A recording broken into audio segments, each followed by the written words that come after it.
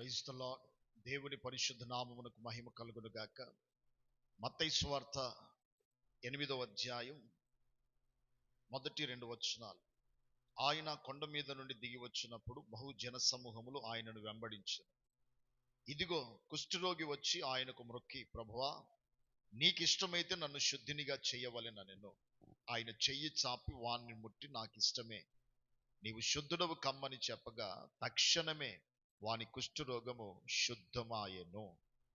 యేసయ్య ఒక మాట అంటాడు, నేను రోగులకు వైద్యుడను అని దేవుని వాక్యం సెలవిస్తుంది.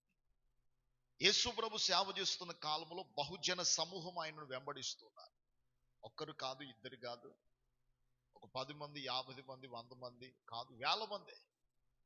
యేసు ప్రభు ఎక్కడ ప్రార్థన కూడిక పెట్టిన వేల మంది ప్రజలు వచ్చేవారు. జన సమూహం ఆయనను వెంబడించేది.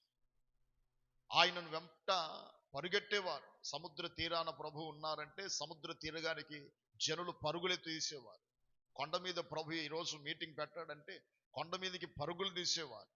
ఒక్కరు ఇద్దరు కాదు, 100 మంది కాదు, ఒక 50 మంది కాదు, ఒక 1000 మంది కాదు, కానీ కొన్ని లక్షల మంది ప్రజలు యేసు ప్రభువును యెరూషలేము పట్టణంలో ఎక్కడ ప్రార్థన కోరిక జరిగిన, దెక్కపోలిలో జరిగిన, గలిలయలో జరిగిన, నజరేతులో జరిగిన, ఎక్కడ జరిగినా లక్షల మంది ప్రజలు యేసు ప్రభువును వెంబడించేవారు.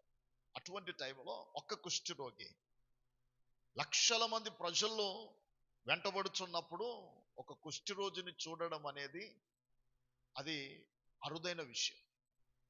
లక్షల మంది ఫాలోవర్స్ ఉన్నప్పుడు ఒక వ్యక్తి వైపు ఎవరైనా చూస్తారా? చూడలేరు కూడా. ఈరోజు లక్షల మంది ఫాలోవర్స్ నేను వెంబడించవచ్చు, కానీ నీ చేత ప్రార్థన చేయించుకోవాలని నీ అవసరం ఎవరికి ఉందో, లక్షల మంది ఫాలోవర్స్ నిన్ను వెంబడించవచ్చు, కానీ నీ యొక్క ప్రాముఖ్యత, నీ చేతి నీడలో ఎవరు నిలబడాలనుకుంటున్నారు, నీ ప్రార్థన ఎవరు కోరుకుంటున్నారు, ఒక వ్యక్తి వైపు నీవు నేను చూడగలిగితే దానికి మించినటువంటి ఘనత మనకేది లేదు.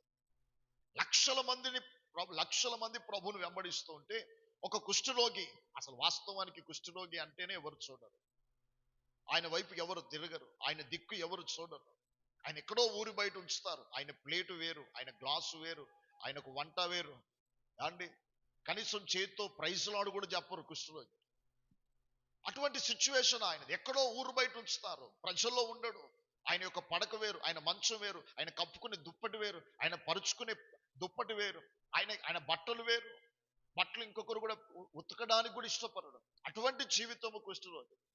ఆయన ఒక్కడు వచ్చి యేసయ్యను అంటున్నాడు, ప్రభువా, నీకు ఇష్టమైతే నన్ను శుద్ధినిగా చేయగలవు.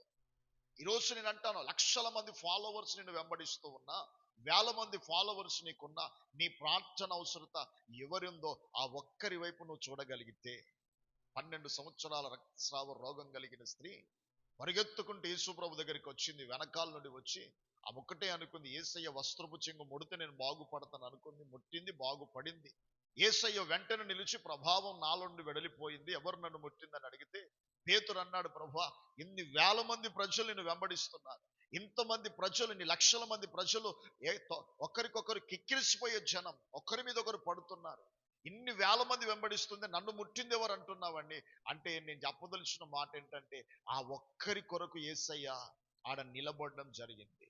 ఈరోజు లక్షల మంది, వేల మంది, 100ల మంది ఉండొచ్చు నీకు, కానీ ఏ ఒక్కరి నీ అవసరత ఉందో నిన్ను కోరుకుంటున్నారు, నీ వైపు తిరుగుతున్నారు, నీవు కావాలని ప్రాధేయపడుతున్నారు, ఆ ఒక్కరి వైపు నువ్వు తిరిగితే దానికి మించిన ఘనత ఏది లేదు. యేసయ్య వెంటనే చెయ్యి చాపి వానిని ముట్టి, నీ కుష్ఠరోగం నుండి శుద్ధుడవు కమ్మని చెప్పగానే తక్షణమే కుష్ఠరోగము ఆ వ్యక్తిని విడిచిపోయింది. ఈరోజు నేను అంటాను, నీవు ఆ ఒక్కడి కొరకు నిలబడగలిగితే, ఆ ఒక్కడి కొరకు సాహసించి పరిచర్య పన్ని దేవుని కొరకు ఆ ఒక్కడి కొరకు నిలబడితే ఖచ్చితంగా ఒక గొప్ప ఘనతను పరిశుద్ధాత్మ దేవునికి అనుగ్రహిస్తాడు. అతి కృప దేవుడు మీకు అనుగ్రహించును గాక. ఆమేన్.